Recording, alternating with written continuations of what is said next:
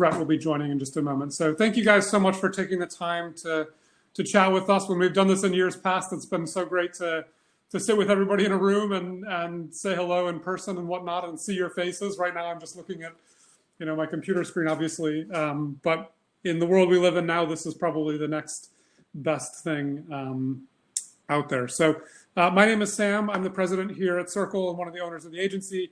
I'm joined by Fabien, who is a parent through surrogacy himself, a lawyer, and lives in Belgium, and also joined by Brett Griffin-Young. Well, I'll let them speak in just a second, but I just wanted to give a quick overview of Circle, and then I'd really love to turn it over to Fabien and Brett, who both have firsthand experience starting their own families through surrogacy. So just a quick background on Circle. Circle's been around for about 25 years. We've had just about 2,300 babies born through our program. Historically, about 40 or 50% of our clientele have come from overseas. So we're extremely experienced working with European parents, and about 40 or 50% of our clients have been same-sex guys. So this is something we are exceedingly experienced with, and we've got a great team. We're one of the only agencies in the U.S. that has a real full-service team. We have our lawyers in-house, our social workers in-house, our accountants in-house, and we can really help you manage a journey from end to end. So this year has been an especially interesting year as we've helped many parents from Europe navigate a surrogacy journey in the time of COVID. I think we'll have about 275 babies born this year. Probably about half of them have been from overseas. And we've had an incredible success rate with having parents come into the country and out of the country once they've had their children. So this is something we've really logged a lot of miles with. And Brett can speak to that in person, actually, since he just recently expanded his family. So Brett and Fabien, why don't I let you guys introduce yourself and turn it over to you, and then we'd love to take some questions from everybody. Okay. Fabien, do you want me to go first or you? I don't mind. Go first. All right, I should go.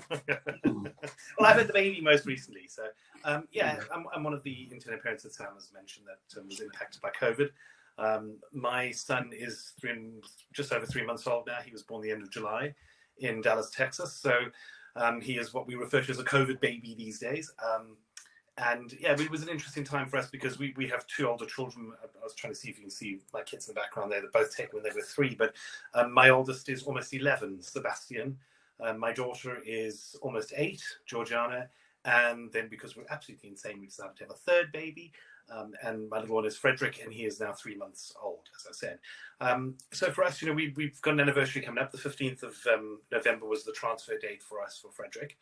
And we weren't expecting coronavirus or anything to happen, and it did. And I'll be honest, in the early days, it was quite scary as to what was going to happen. We were very nervous, and nobody was sure what was happening. And the US shut down borders, and it all became quite terrifying. But I think one of the things we're incredibly proud of is that we've managed to get every single one of the intended parents to the US for the birth. Nobody's actually missed the birth of their babies, and everybody's got home safety with their children as well so far.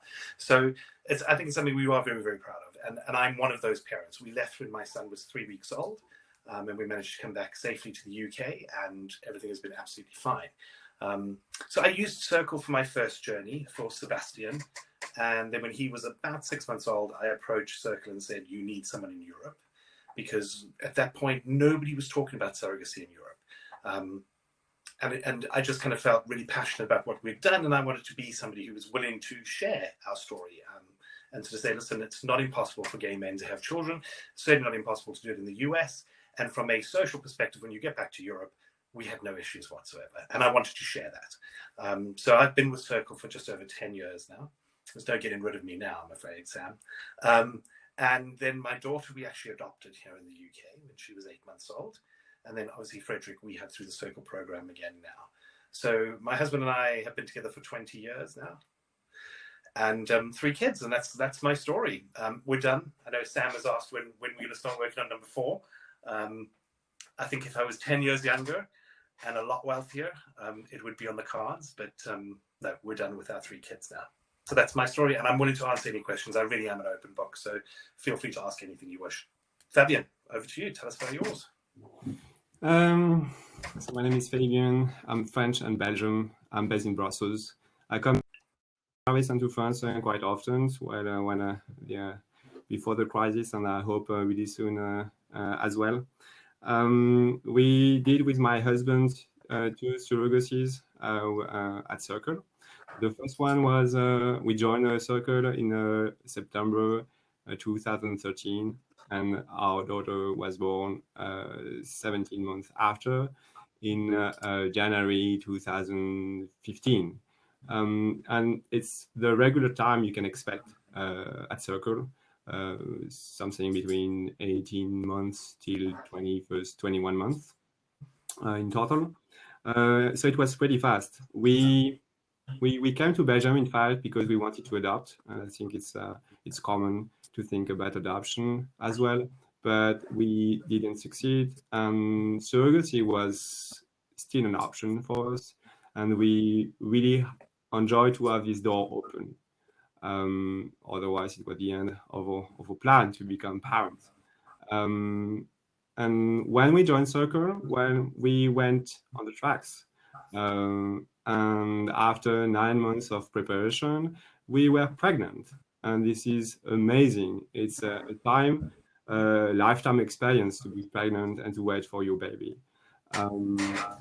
I am an attorney, and when my daughter was born, I contacted Circle again, and I said, well, maybe we can do something together. And now I explain the American regulation, the insurance topic, which is a big thing in the US. And I know exactly what you need when you come back to be recognized as the legal parents when you go back to Europe. That's the other thing, that the first community at Circle outside of the US are the French. But we work as well with many Europeans. So we know exactly what you need on the legal side. And we are fully aware about any news on this, because in France, it's there's a lot of news on how to be recognized as the legal parents. So you have to be aware of this. For the rest, I am on the floor third. I will be happy to speak with you. So don't hesitate to say hi. Thank you, Fabian. Yeah, we've got folks on each one of the floors. So Fabian will be on the third floor in French, or have kind of Belgian or French specific questions.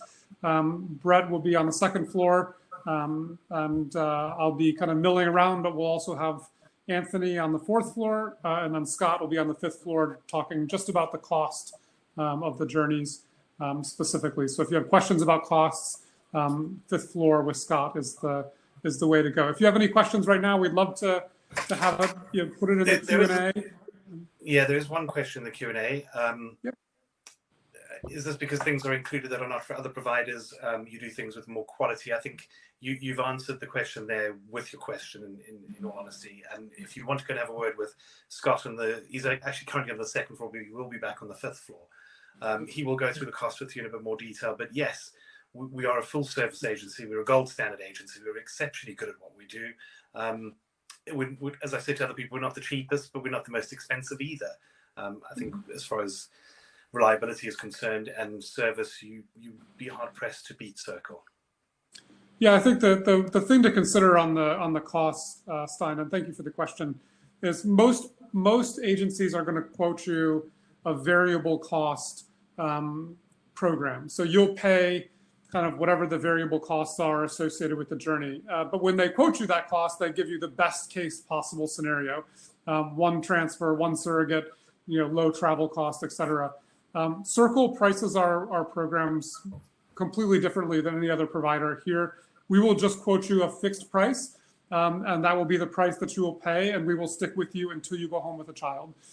So not every journey is perfectly smooth, and our pricing accounts for the fact that we would absorb all the variables associated with the journey. So you can think of it almost like having insurance on your journey, that you will get to the finish line, and we will stick with you until you do. And that's a huge difference maker. We just had a journey wrap up in September.